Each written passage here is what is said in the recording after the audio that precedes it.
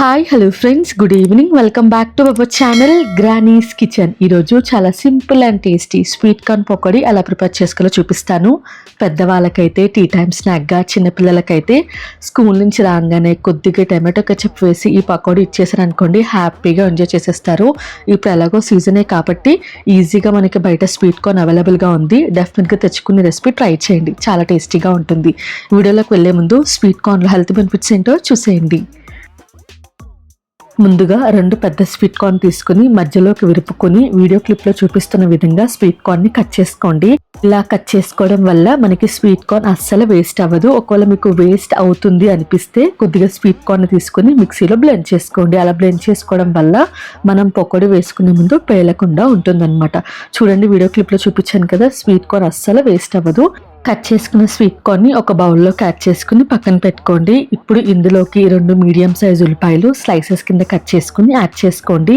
ఉల్లిపాయ యాడ్ చేసుకున్న తర్వాత 2 సన్నగా కట్ చేసి పెట్టుకున్న పచ్చిమిర్చి, 1 ఇంచు అల్లం, సన్నగా కట్ చేసి పెట్టుకున్న కొత్తిమీర, కరివేపాకు యాడ్ చేసుకోండి. అల్లం యాడ్ చేస్తే అల్లం వెల్లుల్లి పేస్ట్ స్కిప్ చేసేయండి. అల్లం యాడ్ చేయకపోతే 1 టీ స్పూన్ అల్లం వెల్లుల్లి పేస్ట్ యాడ్ చేసుకోవాలి. 1 టీ స్పూన్ ఉప్పు యాడ్ చేసుకోండి. స్వీట్ కార్న్లో ఆల్రెడీ ఉప్పు ఉంటుంది కాబట్టి అంత ఎక్కువ ఉప్పు పట్టదు, చూసుకుని యాడ్ చేసుకోండి.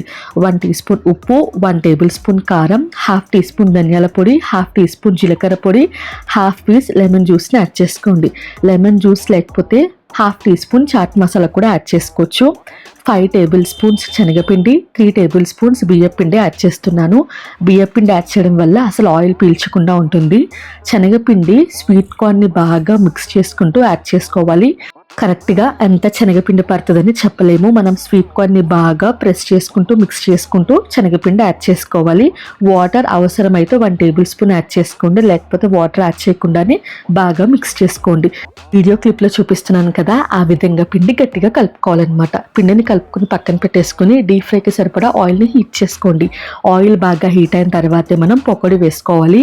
ఆయిల్ ఏమాత్రం హీట్గా లేకపోయినా, పిండి గట్టిగా కలపకపోయినా ఆయిల్ పీల్చేస్తుంది. ఈ 2 టిప్స్ గుర్తుపెట్టుకుని చక్కగా పకోడీ వేసుకుంటే ఆయిల్ పీల్చకుండా తినే కొద్దిగా తినాలనిపిస్తుంది పకోడీ. ఆయిల్ హీట్ అయిన తర్వాత పకోడీ యాడ్ చేసుకుని వెంటనే మిక్స్ చేయకుండా 1 నిమిషం పాటు అలా వదిలేసి హై ఫ్లేమ్లో 2 to 3 మినిట్స్ అటు ఇటు తిప్పుకుంటూ పకోడీని ఫ్రై చేసుకుని టిష్యూ పేపర్ మీద వేసేసుకోండి. టిష్యూ పేపర్ మీద వేసేసుకున్న తర్వాత మిగతా పిండిని కూడా పకోడీని ఆ విధంగానే వేసుకోండి. ఆయిల్ బాగా హీట్గా ఉండాలి, అలాగే పిండిని గట్టిగా కలుపుకోవాలి. వేసిన వెంటనే తిప్పుకోకుండా 1 నిమిషం పాటు అలా వదిలేసి హై ఫ్లేమ్లో ఫ్రై చేసుకోండి. ఫ్రై చేసుకున్నాక వేడిగా చిన్నపిల్లలైతే టమాటో కెచప్తో, పెద్దవాళ్ళైతే టీతో సర్వ్ చేసుకోండి. చాలా టేస్టీగా ఉంటుంది. ఎప్పుడు రొటీన్గా ఆనియన్ పకోడీ కాకుండా స్వీట్ కార్న్ పకోడీ ట్రై చేయండి, చాలా టేస్టీగా ఉంటుంది. డెఫినెట్గా ట్రై చేశాక ఎలా వచ్చిందో కామెంట్ సెక్షన్లో కామెంట్ చేయండి. ఇటువంటి మంచి వీడియోస్ కోసం నా ఛానల్ సబ్స్క్రైబ్ చేసుకోండి.